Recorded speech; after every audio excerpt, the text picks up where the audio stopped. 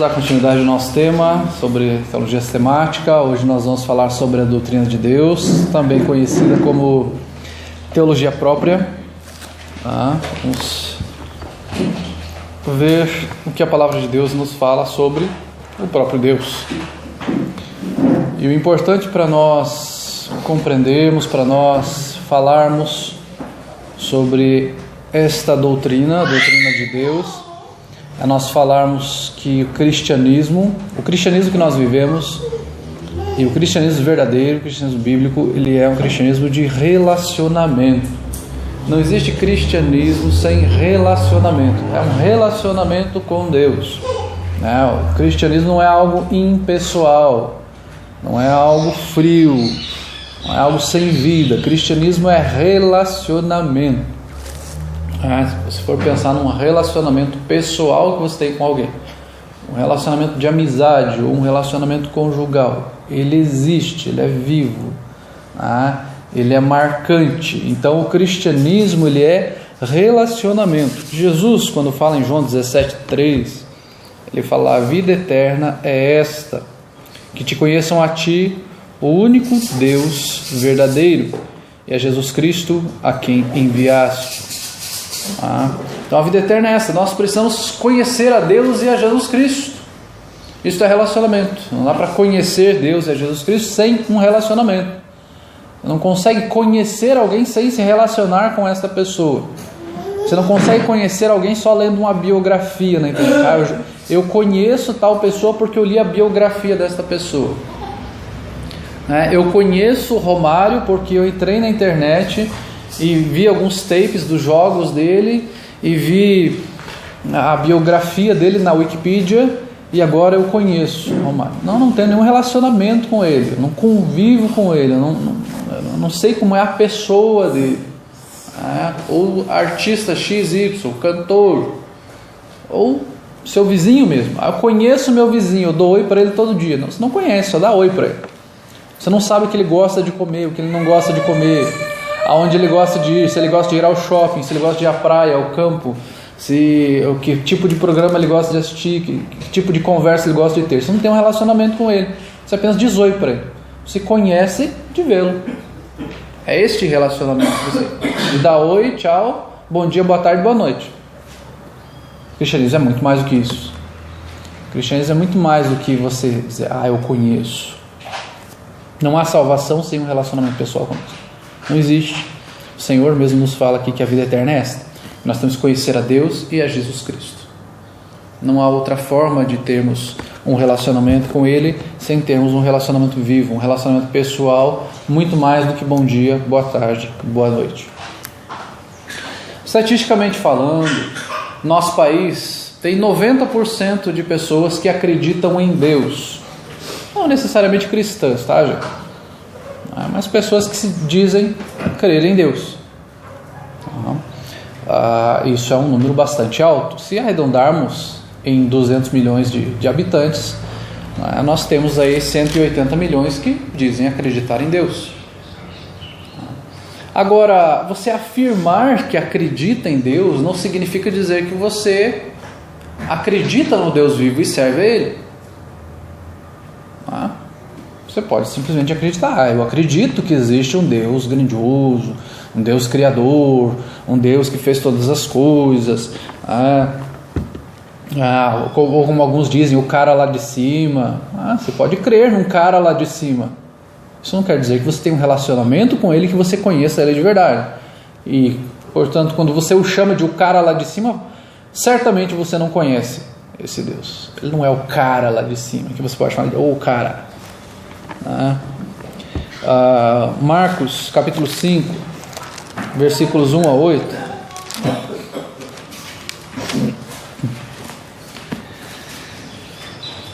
Temos um texto que nos dá um pouco a noção disso. Depois nós vamos ver Tiago 2,19 também.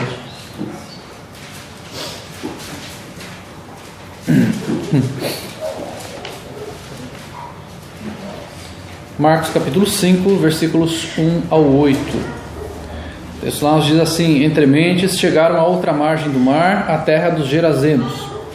Ao desembarcar, logo veio dos sepulcros ao seu encontro um homem possesso de espírito imundo, o qual vivia nos sepulcros, e nem mesmo com cadeias alguém podia prendê-lo, porque tendo sido muitas vezes preso com grilhões e cadeias, as cadeias foram quebradas por ele e os grilhões despedaçados, e ninguém podia subjugá-lo.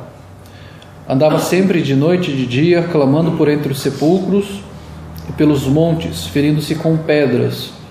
Quando de longe viu Jesus, correu e o adorou, exclamando com alta voz: que tenho eu contigo, Jesus, Filho do Deus Altíssimo?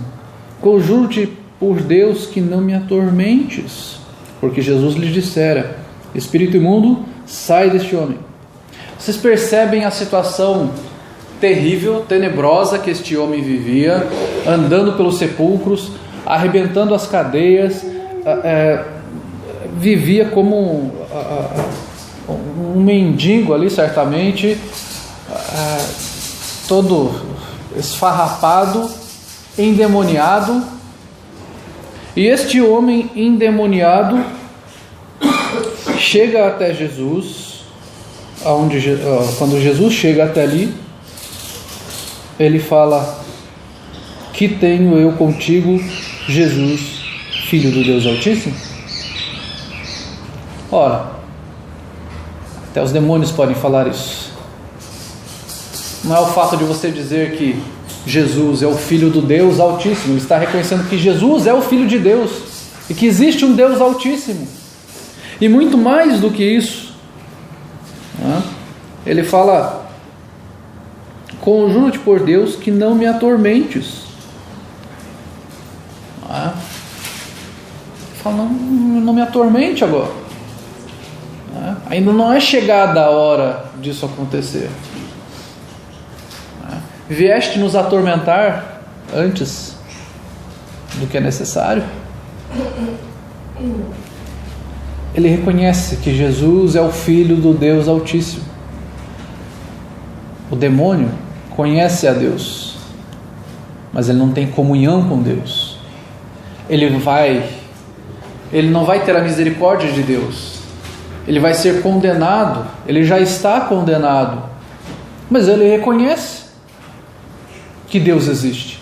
E ele não só reconhece que Deus existe, mas ele adora a Deus, num certo sentido, porque o texto fala que, olha, ele veio, quando ele correu e o adorou, ele se prostrou, ele reconheceu que ele era o Filho de Deus. Não que ele estava ali prestando adorações: Senhor, me salva, porque eu quero adorá-lo novamente, eu me rebelei contra o Senhor. A Bíblia mesmo deixa-se muito claro que aos anjos não existe essa possibilidade de arrependimento, para eles está reservado a eternidade longe de Deus, daqueles anjos que se rebelaram contra o Senhor. E o texto aqui nos fala que ele falou dessa forma porque Jesus havia expulsado eles daquele homem. Tanto que a gente conhece a história ali, vai falar que eles foram ali para aqueles porcos e tal. Mas eles reconhecem, eles sabem da existência de Deus, e isso não faz deles anjos do bem, anjos não caídos. Eles continuam caídos, eles continuam condenados. Portanto, muitas pessoas condenadas professam a Deus. Elas dizem: não, Deus existe mesmo. Até os demônios fazem isso. Então o fato de uma pessoa professar e dizer: não, eu creio que Deus existe, não me diz nada. Só o fato de ela professar a Deus. Tiago 2,19, nessa mesma linha, vai nos mostrar que o fato de uma pessoa apenas professar a existência de Deus não é suficiente para que ela seja salva. Tiago 2,19.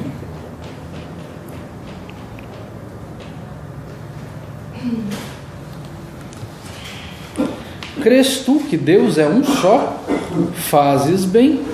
Até os demônios creem e tremem. Ora, se a gente for olhar para esses dois textos, os demônios são muito mais crentes do que muito crente que a gente encontra hoje em dia. Porque eles reconhecem que Jesus é o Filho de Deus, eles reconhecem que Deus é um só e eles tremem por isso, porque eles sabem do poder de Deus. E muita gente que se diz crente, piedosa, não está nem aí, não treme, não teme a Deus, vive como se Deus não existisse. É um ateísmo prático. É isso que as pessoas vivem hoje em dia, é um tipo de ateísmo prático, porque elas dizem crer em Deus, mas vivem como se Ele não existisse, mas fazem tem práticas na sua vida como se Deus não existisse, como se Ele não fosse justo, como se Ele não fosse santo, como se Ele não punisse o pecado. Então essa estatística para nós hoje de afirmar que 90% das pessoas do nosso país creem na existência de um Deus, não nos diz nada. Nós não podemos ficar otimistas. Olha, 90% das pessoas creem em Deus, olha que maravilha, as pessoas são salvas. Não são salvas. Não basta você falar que Deus existe, que existe um Deus. Agora, nós precisamos pensar nas implicações de pensarmos corretamente sobre a pessoa de Deus, ou de não pensarmos também corretamente na pessoa de Deus. Uma das implicações que nós temos para as nossas vidas é que, quando nós pensamos corretamente sobre a pessoa de Deus, nós pensamos corretamente sobre quem nós somos. Se nós não temos a visão correta de Deus, nós temos a visão incorreta de nós.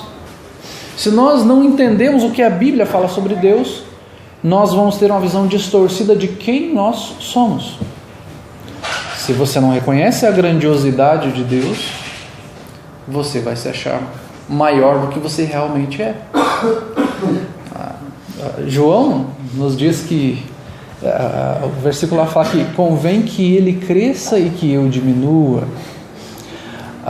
Paulo vai falar em 2 Coríntios capítulo 12, ele vai falar: quando eu sou fraco, aí é que sou forte, eu me glorio nas minhas fraquezas, né? Para que o poder de Deus seja evidenciado. Então a força dele está no Senhor.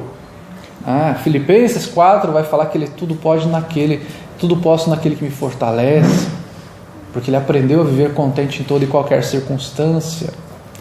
Então é você ter a visão. Quando nós temos a visão correta de Deus, nós passamos a ter a visão correta de nós mesmos também. Quando uma pessoa se chegava a Deus, ela conhecia Deus, nós vemos nas Escrituras, ela se prostrava diante do Senhor, ela adorava o Senhor, ela se humilhava na presença de Deus. E quando ela não tinha a visão correta de Deus, ela vivia de qualquer jeito, ela fazia falsas profecias. A gente vê lá no Antigo Testamento, ela falava: não, vai tudo correr bem, os nossos inimigos não vão nos invadir, Deus vai continuar cuidando da gente. Enquanto o profeta falava: olha, Deus falou que os babilônios vão entrar aqui, vinha o falso profeta: não, isso não vai acontecer. Porque tinha uma falsa visão de Deus, de que Deus ia cuidar do povo só porque eles tinham o templo lá, porque eles eram filhos de Abraão.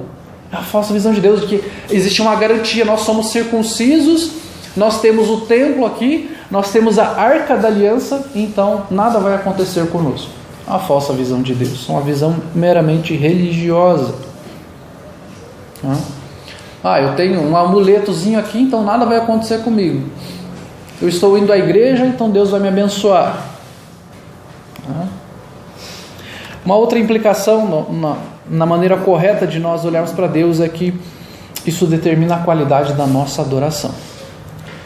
Quando nós conhecemos a Deus, nós o adoramos com temor, com tremor, com reverência. Não é a adoração, entre aspas, daquilo que nós falamos agora há pouco, de o cara lá de cima. Eu vou conversar com o cara lá de cima, com o meu camarada, com o meu chegado, a gente boa comigo, a gente tem altos papos, vou ter altos papos com ele. Então, a maneira que nós enxergamos a Deus, que nós conhecemos a Deus, vai determinar nossa adoração. Não vai ser aquela adoração que você vai bater o pé no filhinho mimado, se jogar no chão e falar: ó, só vou acreditar no Senhor se o Senhor fizer isso para mim, se eu ganhar isso, na saúde, nas finanças. Senão eu vou chorar e não fico mais na igreja. É esse tipo de pessoa que diz crer em Deus. Eu vou fazer um pacto com o Senhor aqui. Se o Senhor fizer isso para mim, eu fico na igreja. Como se estivesse fazendo um favor para Deus. Como se Deus estivesse lá: por amor a mim, não saia da igreja. Eu necessito de você. Percebe que as pessoas têm essa visão de que Deus precisa delas? E que parece que elas é que reinam, elas é que são soberanas e Deus é o seu vassalo. Percebam como o cristianismo se desvirtuou, se descaracterizou. Porque as pessoas deixaram de conhecer a Deus através da Bíblia. Elas começaram a conhecer a Deus através de sentidos. Eu senti algo de Deus. Deus me falou. Deus me revelou. Deus quer que eu faça. Deus me deu esta visão. Perceba que várias igrejas têm isso, de Deus me deu esta visão e nós vamos fazer isso. Esta visão de Deus para esta igreja. E aí vivem através de visões, não daquilo que a Bíblia fala. E aí, na verdade, quem se torna grande é o visionário e não Deus. É aquele que teve a visão de Deus.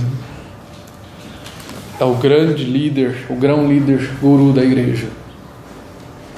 Então isso vai determinar a nossa adoração. Nós estamos aqui para adorar a Deus. Não para adorar uma outra pessoa, um local, uma circunstância, um objeto. Para isso nós precisamos conhecer a Deus. Aquilo que nós falamos agora há pouco. Para você conhecer seu vizinho, você não pode só dizer bom dia, boa tarde, boa noite. Porque senão de repente você vai querer fazer alguma coisa para agradá-lo. Você vai lá levar aquele mousse de maracujá delicioso, que você colocou leite condensado e tal, e ele fala: olha, eu tenho intolerância à lactose. Que bola fora! Mas é tão delicioso!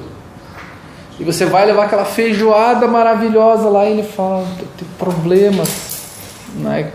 com linguiça, com carne de porco, essas coisas, eu tenho problema sério com isso, eu passo mal, não posso comer. Porque você não conhece. Então quando nós não conhecemos a Deus, nós, achando que vamos adorá-lo, oferecemos algo que é repugnante a Ele.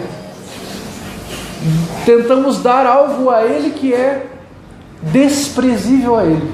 Ele fala: isso é desprezível, eu não quero isso, eu odeio isso, eu repudio isso. E nós fazemos isso quando nós não conhecemos a Deus. Nós fazemos isso quando nós não conhecemos a Deus, quando deixamos de olhar para a Escritura. Uma outra implicação de nós precisarmos conhecer melhor a Deus é que isso determina o nosso estilo de vida, o nosso comportamento, a nossa forma de viver. Se você não conhece devidamente a Deus, você pode achar que Deus é aquele cara, de novo, né? Bonzinho, que vai fazer tudo o que você quer, e que a função de Deus foi enviar um outro cara para este mundo, para que este outro cara morresse numa cruz, e você fizesse parte de uma igreja, e depois de você crer nesses dois caras, e no Espírito que ele enviou depois, você fosse para o céu. E o maior objetivo da sua vida é você ser feliz. Esta é a falsa visão de Deus, de que o propósito de Deus para a sua vida é a felicidade, é o seu bem-estar. E aí você chega em igrejas ou lê artigos de igrejas falando que você deve fazer o que o seu coração está mandando, ou você precisa fazer aquilo que vai te fazer feliz. Porque é um falso entendimento de Deus, de que Deus veio para que nós desfrutemos da felicidade, de que nós estamos neste mundo para termos bem-estar, paz, amor, tranquilidade, muito dinheiro no bolso, saúde para dar e vender. Este é o propósito de Deus para as nossas vidas, para aqueles que não compreendem e não têm o pensamento correto sobre Deus, não conhecem a Deus. Acho que você foi feito para ser feliz. Você pode ser feliz? É pecado ser feliz? Claro que não. É muito bom. É bom ter saúde, é bom ter dinheiro, é bom ter tranquilidade, é bom ter uma família estável, é bom não ter perseguição, tudo isso é ótimo. Mas Deus não nos fez para sermos felizes. O objetivo final da nossa vida é glorificar a Deus, não é sermos felizes. E muitas vezes glorificarmos a Deus trará perseguição, trará problemas. Vão falar mal de nós, na escola, no trabalho, vão nos perseguir, vão tentar nos prejudicar no nosso emprego, vão mentir sobre a nossa pessoa. Poxa, mas Deus me fez para ser feliz e agora estou passando por isso. Acho que o problema é a igreja, então vou procurar a outra igreja onde a oração do pastor é mais forte, onde tem aquela corrente das 7 semanas da quebra de maldição, e lá eu vou ser feliz. E a pessoa está eternamente em busca de felicidade. Eu conheço pessoas, e obviamente que eu vou citar pessoas que vocês não conhecem, que estão longe daqui, que vocês certamente, provavelmente nunca vão conhecer, tá, gente? Pessoas que estão há décadas procurando essa felicidade, indo de igreja em igreja. Mas agora eu vou nessa igreja, vai dar certo. Poxa, estou passando por esse problema agora, vou nessa, vai dar certo, vai resolver a minha situação. A partir de agora o meu relacionamento com o meu esposo, com a minha esposa vai dar certo, os meus filhos, minha área financeira, meu trabalho. Décadas assim. Décadas correndo atrás da felicidade, achando que Deus nos fez para sermos felizes. Este tipo de felicidade, este tipo de contentamento, Deus não nos fez para isso. Deus não nos fez para conforto, só para o conforto. Ele nos dá muito tempo de conforto, de tranquilidade, mas Ele também nos dá perseguição, nos dá lutas, nos dá dificuldades. Então nós devemos pensar mais em Deus para que isso determine nosso estilo de vida, nosso comportamento. Deus me fez para ser feliz, então eu vou ter, no caso de solteiros, eu vou ter um relacionamento com aquele menino lá. Ele não é crente, mas ele é gente boa, e eu me sinto tão bem com ele. Quando eu estou com ele, meu coração começa a bater mais forte. Quando eu estou com ela, sinto aquele friozinho na barriga, é gostoso, o tempo passa rápido, a gente conversa. Deus não nos fez para isso. Deus não nos fez para acharmos que é esse tipo de felicidade que a gente está buscando. Deus nos fez para obedecê-lo e para glorificá-lo. Deus nos fez para adorarmos a Ele, para nós reconhecermos: eu vou fazer isso porque eu amo ao Senhor, não porque vai ser o mais confortável e fácil para mim, mas porque eu amo o Senhor. Muitas vezes obedecer ao Senhor é mais difícil. Não é popular obedecer a Deus. As pessoas não vão falar: olha, você está fazendo isso, que joia, você está sendo honesto, você está sendo fiel, que maravilha, você não está colando na prova, ou dando trabalho para os seus colegas, ou pegando o trabalho dos seus colegas e pegando a nota deles. Você é honesto, poxa, olha que beleza. Não, o pessoal vai te pressionar, vai te colocar contra a parede. Olha, você não está subornando outra pessoa, olha, muito bom. Você está falando a verdade.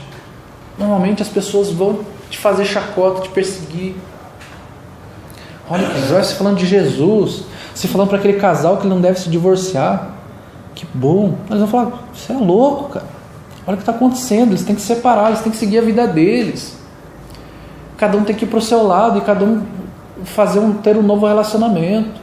É isso que as pessoas vão pensar, porque elas têm uma imagem de que nós somos feitos para sermos felizes, e como não está dando certo, há uma divergência ali, separa, vai para um outro relacionamento. É assim que as pessoas pensam. Nós fazemos para a glória de Deus, por obediência a Ele. Uma quarta implicação é que Deus nos livra da nossa idolatria mental. Já parou para pensar que se nós deixamos de olhar para a Escritura, de orarmos ao Senhor, nós começamos a achar que nós somos o centro de todas as coisas, que as coisas devem dar certo porque eu preciso disso, e porque eu necessito disso, porque eu mereço isso, porque tem pessoas piores do que eu e tem mais do que eu, e tem pessoas que fazem tanto mal e tão bem, e eu estou mal, financeiramente, ou de saúde, ou na minha família, ou no meu trabalho. Olha, aquele lá faz tudo errado, tem um carro bom, tem uma casa boa, tem uma família legal, tem saúde, e eu aqui com um monte de problema. O Senhor nos livra desta idolatria mensal de eu não mereço, eu não podia estar passando por isso, mas eu reconheço, Senhor, Tu és o dono de todas as coisas, inclusive da minha vida, da minha saúde, das minhas finanças, da minha família. É o Senhor quem cuida de mim e eu dependo do Senhor. Um texto que eu gosto muito é o Salmo 73, porque ele começa a falar lá, olha, os ricos, eles estão fartos, eles são gordos até nos olhos, eles têm saúde, e eu aqui, é como se ele falasse, olha, eles têm tudo, e eu não tenho quase nada, eu passo por tantos problemas. Aí no Salmo 73, mais para o final, ele fala, até que eu vi o fim deles, que eles andam por caminhos escorregadios. Daí ele demonstra que ele depende do Senhor ali. Ele não pode ficar olhando para os outros, eles têm tudo e eu não tenho isso, eu não tenho saúde, eu não tenho dinheiro, mas eu tenho o Senhor que é o meu maior bem, eu tenho o Senhor que deve ser a minha satisfação. E uma última implicação nesse sentido é que o modo correto de nós pensarmos sobre a pessoa de Deus evita a decadência espiritual da igreja. Quando nós pensamos corretamente sobre Deus, nós evitamos que a igreja caia em problemas sérios doutrinários. Porque se nós não conhecemos corretamente a pessoa de Deus, nós começamos a fazer aquelas maluquices de tentar determinar para Deus. Nós começamos a tentar fazer campanha não sei do que, 7 semanas não sei do que, corrente não sei das quantas, culto da vitória, culto não sei do que, semana não sei do que mais. A igreja cai em decadência com esse tipo de coisa.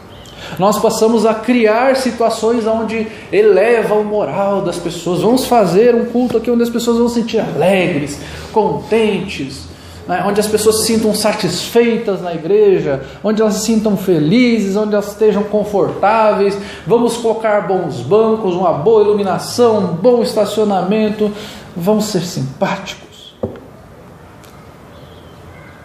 Isso tudo é só uma estrutura, quando na verdade espiritualmente a estrutura da igreja está ruindo, está em decadência, porque deixou de olhar para Deus para olhar para uma estrutura física, que quando vier a perseguição, não vai sobrar nada disso.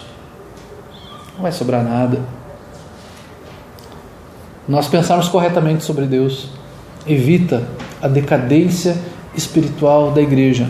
Nós não tentamos fazer as coisas por nós mesmos. Não vamos inventar, não vamos cair nos modismos. Agora surgiu um programa de crescimento da igreja e esse programa vai dar certo. Nós vamos aderir à nossa igreja e vamos... Tem alguns probleminhas doutrinários ali, mas aí a gente vai contornando aqui e ali, vamos lá.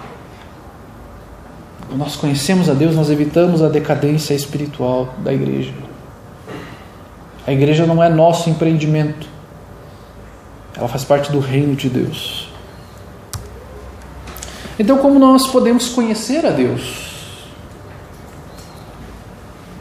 É difícil. É difícil porque Ele está acima do nosso entendimento. Ele é grandioso, Ele está acima do que nós podemos entender. Veja comigo lá o texto de Romanos, capítulo 11, versículos 33 ao 35.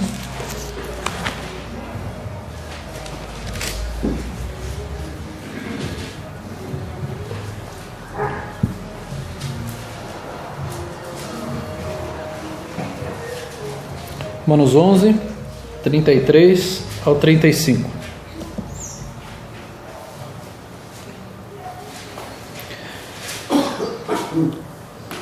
Ó profundidade da riqueza, tanto da sabedoria como do conhecimento de Deus!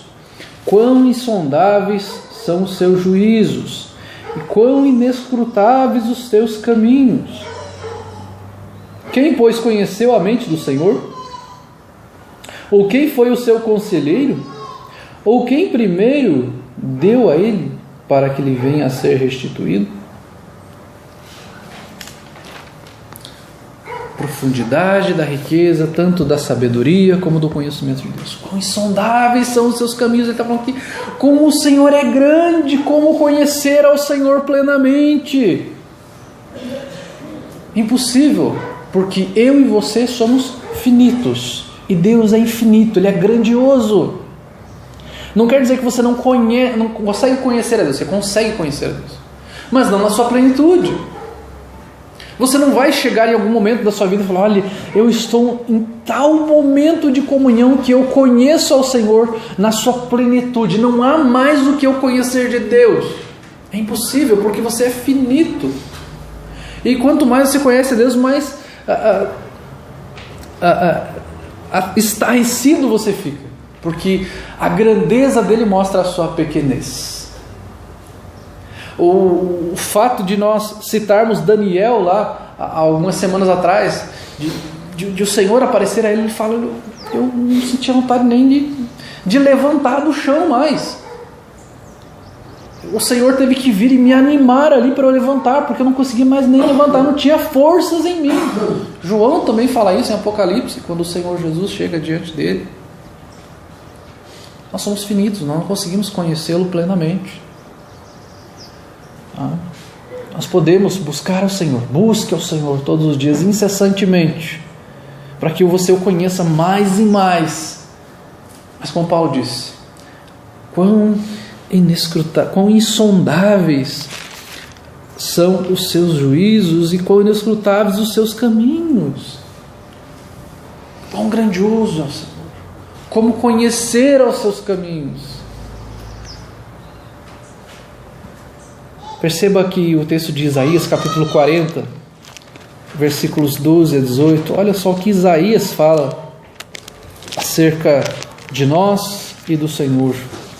Isaías, capítulo 40, versículos 12 ao 18.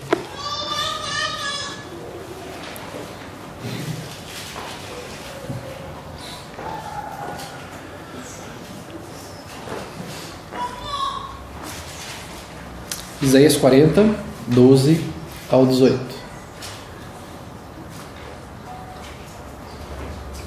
O texto lá nos diz assim: quem na concha de sua mão mediu as águas e tomou a medida dos céus a palmos? Quem recolheu na terça parte de um êfado o pó da terra e pesou os montes em romana e os outeiros em balança de precisão? Quem guiou o Espírito do Senhor, ou como seu conselheiro o ensinou? Com quem tomou ele conselho para que lhe desse compreensão? Quem o instruiu na vereda do juízo, lhe ensinou sabedoria, lhe mostrou o caminho de entendimento? Eis que as nações são consideradas por ele como um pingo que cai de um balde, e como um grão de pó na balança. As ilhas são como pó fino que se levanta. Nem todo o Líbano basta para queimar, nem os seus animais para um holocausto. Todas as nações são perante ele como coisa que não é nada. Ele as considera menos do que nada, como um vácuo. Com quem comparareis a Deus? Ou que coisa semelhante confrontareis com ele? Perceba que não existe aqui o parâmetro que Isaías usa, a comparação que ele faz. Ele fala, olha, quem é você? Primeiro ele fala, você conseguiu em algum momento medir as águas com a concha da sua mão? Não? Você pegou as medidas do céu a palmos? Foi lá, deixa eu dar uma medida aqui do universo todo. Nem com toda a tecnologia que nós temos hoje, nós não conhecemos tudo o que existe no universo. Todo ano, aparece alguma descoberta nova. Olha, agora conhecemos mais um sistema, conhecemos mais estrelas, conhecemos mais isso e tal. Não, alguém de vocês a palma conseguiu medir lá? Alguém conseguiu pesar os montes com balança de precisão? Pegou uma balança, vou medir os montes, vou colocar aqui em cima uma montanha, vamos medir, vamos pesar aqui para ver quanto pesa. Olha, Deus é grandioso. Ele dá aqui faz uma comparação conosco. Ele fala, olha, as nações são consideradas como um pinguinho que cai de dentro de um balde. Pinguinho. E ele fala como um grão de pó na balança. Grãozinho de pó. Você já viu aquele grãozinho de pó ali que você tira com um paninho? Grãozinho. As nações são assim. Ele fala ali em todo o Líbano, que tinha aquelas florestas com árvores e tal, com todas as florestas que eles tinham ali, com os animais, basta para um holocausto. Ele fala, olha, juntem todas as nações. Elas não são nada. Não são nada. Ele fala que ele as considera menos do que nada um vácuo. São como um vácuo. Nossa, não são nada. Colocado diante do poder de Deus. E isso serve não para nós ficarmos, então eu sou coitadinho. Não, você é pequeno. Você é menos do que nada. Mas o Senhor salvou. O Senhor cuidou de você. Não é porque você é especial, porque você é bonitinho, porque você é simpático. Você é nada. Você é pequeno. Você é minúsculo. O Senhor julgou nações. O Senhor julgava as nações que iam contra o povo de Deus. Elas eram como nada diante do Senhor.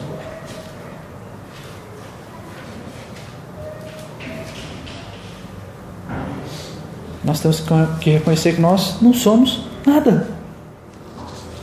De que o Senhor é grande.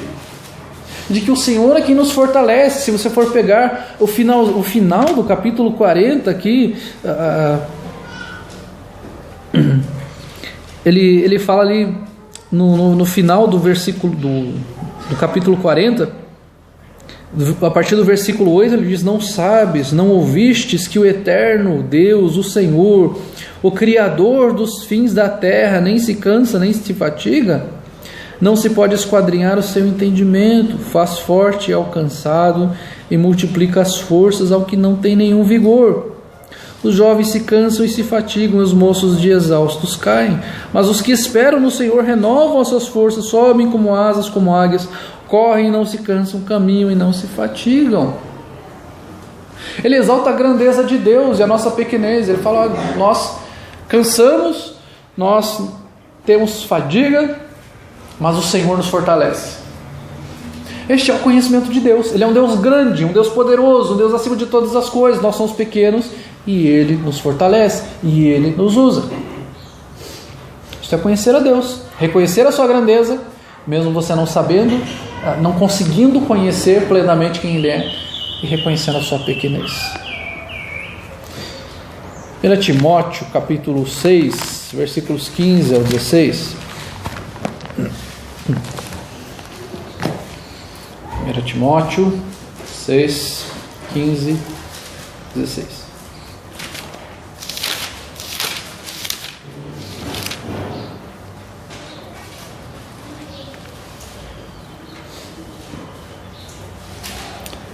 Vou pegar a parte do versículo 14 aqui, tá, gente? Que guardes o mandato imaculado e irrepreensível até a manifestação de nosso Senhor Jesus Cristo, a qual, em suas épocas determinadas, há de ser revelada pelo bendito e único soberano, o Rei dos reis e Senhor dos senhores, o único que possui imortalidade, que habita em luz inacessível, a quem homem algum jamais viu, nem é capaz de ver. A Ele honra e poder eterno. Amém. Esse texto mostra a grandeza de Deus. Fala, ele possui imortalidade, luz inacessível, homem algum jamais o viu plenamente. A Ele que nós devemos glorificar. É a este Deus, é este Deus grandioso, que nós não conseguimos ter este acesso à plenitude dele, porque nós não conseguimos por causa do nosso pecado. Mas Ele é tão gracioso que se revelou a nós através do seu Filho Jesus, que veio como homem a este mundo, 100% homem, 100% Deus. se revelou a nós, mostrou a sua glória, nos deu este intercessor, este mediador Jesus Cristo, esse Deus tão grandioso, se revelou a nós. Ele não precisa de nós. Um trechinho aqui de uma declaração de João Calvino diz assim: é necessário, repito, retornar sempre à palavra, na qual Deus nos é retratado ao vivo por suas obras, sendo elas, porém, avaliadas não segundo a perversidade do nosso julgamento, mas segundo a regra da verdade eterna. Se nos desviarmos dessa palavra, seja qual for o rumo que tomemos, jamais chegaremos ao nosso alvo, pois estaremos correndo fora do caminho. Se o nosso padrão não for as Escrituras para conhecermos a Deus, você pode até dizer que conhece a Deus, mas você estará fora do caminho. Você vai conhecer a Deus segundo aquilo que você quer. Você estará criando um Deus para o seu coração. Você está criando um ídolo no seu coração, que você o chama de Deus, mas não o Deus verdadeiro, porque você abandonou o padrão que são as Sagradas Escrituras. A Confissão de Fé Batista, lá no capítulo 2 dela, no parte 1, fala assim: o Senhor nosso Deus é somente um, o Deus vivo e verdadeiro, cuja substância está em si mesmo e provém de si mesmo, infinito em seu ser e perfeição, cuja essência por ninguém pode ser compreendida, senão por Ele mesmo. Ele é um Espírito puríssimo, invisível, sem corpo, membros ou paixões, o único que possui imortalidade, habitando em luz inacessível, a qual nenhum homem é capaz de ver, imutável, imenso, eterno, incompreensível, todo-poderoso. E aqui ele vai continuar dando atributos de Deus lá na Confissão de Fé Batista. Eu gostaria de pegar alguns versículos acerca desta declaração que a confissão nos dá. Texto de Gênesis capítulo 17, versículo 1.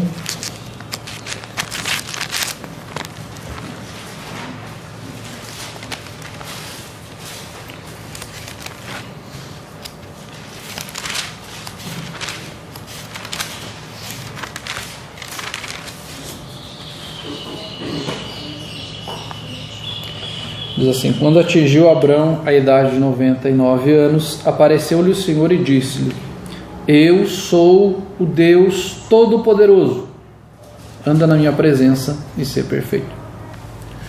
Deus está declarando: eu sou o Todo-Poderoso, eu posso todas as coisas, eu sou o soberano, não há ninguém maior do que eu guardo o universo, eu sou o Senhor da história. Malaquias capítulo 3, versículo 6, é o último livro lá do Antigo Testamento, capítulo 3 de Malaquias, versículo 6. Depois de Deus revelar a Malaquias falar ao povo de toda a perversidade que o povo estava fazendo, de como estava vivendo de forma errada, levando os sacrifícios de forma incorreta no templo, roubando os dízimos e nas ofertas, tendo problemas conjugais, né, e outras coisas mais que estavam acontecendo aqui. O Senhor fala a eles: porque eu, o Senhor, não mudo, por isso vós, ó filhos de Jacó, não sois consumidos. Ele está falando: olha, eu sou fiel, eu não mudo, porque senão você já não existiria. Deus fez uma aliança com o povo de Deus, de que eles seriam um povo, de que Deus iria abençoar aquele povo. E Deus falou para ele: eu não mudo, eu sou fiel. E é por isso que vocês ainda existem. Porque se Deus não fosse fiel, não fosse um Deus imutável, aquele povo, com todas as atrocidades que eles já haviam feito, a forma como eles viviam longe de Deus, como eles se portavam diante de Deus, com a irreverência que eles se portavam diante de Deus, aquele povo já não existiria mais. Deus poderia falar: me cansei de vocês, mudei de ideia. Eu falei que ia fazer de vocês um grande povo, mas vocês não merecem. Não é pelo merecimento deles, não era pelo merecimento deles, mas era a fidelidade que Deus tinha e tem a si próprio. E o Senhor continua sendo fiel às suas promessas. E aquilo que nós recebemos de bênçãos do Senhor e a certeza da salvação é porque Ele é fiel às suas promessas. Porque se fosse pelo nosso merecimento, seria bem difícil. Pode ter certeza. Fala isso por mim. Seria bem difícil. Porque nós somos pecadores. Nós desonramos ao Senhor. Nós ofendemos a sua santidade. Sim, nós nos arrependemos, nós nos prostramos diante dEle, nós reconhecemos a nossa pecaminosidade, mas nós somos falhos. Não fosse a fidelidade do Senhor, nós já não existiríamos mais e a promessa dEle já não seria mais válida para nós. João capítulo 4, versículo 24.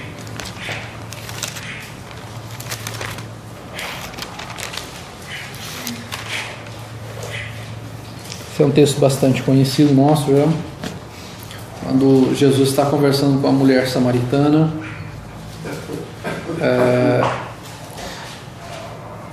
e ali a questão de adorar, de aonde deveria ser adorado o Senhor, e aí ali no versículo 24 vai falar: Deus é Espírito e importa que os adoradores o adorem em espírito e em verdade. Deus é Espírito. Não devemos fazer imagens de Deus, portanto. E não existe um local sagrado onde nós vamos. Ali é aquele único local que nós vamos adorar. Na época existia o templo. Eles poderiam adorar ao Senhor ali, mas não quer dizer, nós adoramos ao Senhor só no templo. Não, tem que ter um outro local. Vamos fazer um local sagrado. Nós adoramos ao Senhor em espírito e em verdade. Nós não precisamos ir ao monte para adorar ao Senhor. Nós não precisamos ir a Jerusalém e adorar ao Senhor. Nós não precisamos ser batizados no Jordão para sermos santos e fiéis ao Senhor. Adoradores adoram ao Senhor em espírito e em verdade. É algo de coração, não é? Nós estamos num local e este local aqui foi consagrado. É esse local aqui que Deus vai abençoar. E se não for aqui, não vai ser em nenhum lugar. Deus quer ser adorado em espírito e em verdade, não apenas na aparência. E para encerrarmos, 1 Coríntios capítulo 8, versículo 6.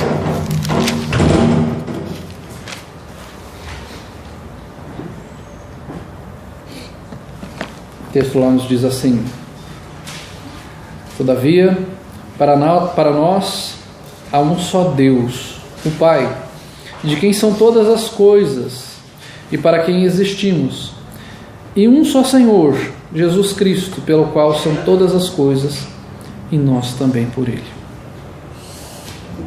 Há um só Deus. Dele são todas as coisas. Nós existimos para Ele.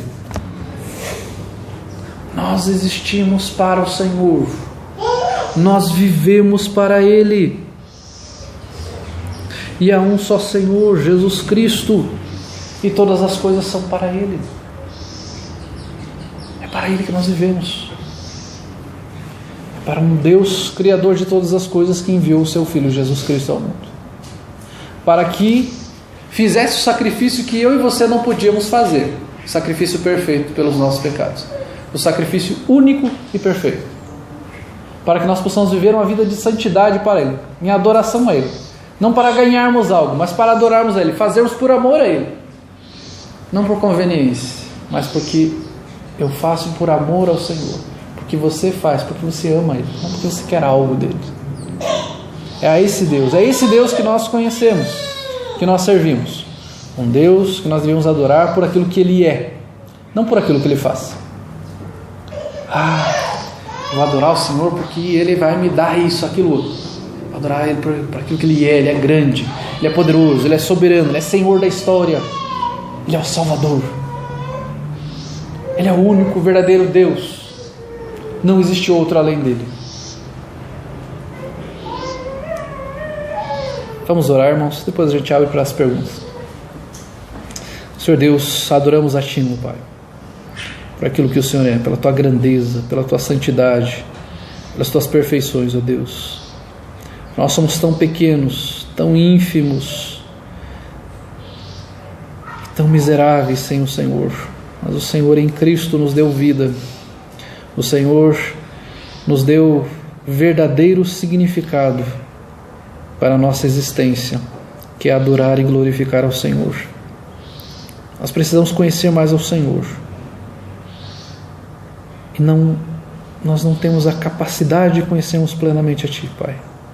Mas aquilo que pudermos, que o Senhor nos instrua, que o Senhor use as nossas vidas para conhecermos mais e mais a Ti, para adorarmos ao Senhor, para proclamarmos a Tua palavra, para anunciarmos a outras pessoas que ainda não creem no Senhor ou têm uma visão distorcida do Senhor, como que olhando num espelho distorcido, ó Pai. Que o Senhor nos ajude, ó Pai, que possamos honrar e glorificar a Ti em todo momento. Em nome de Jesus Cristo. Amém.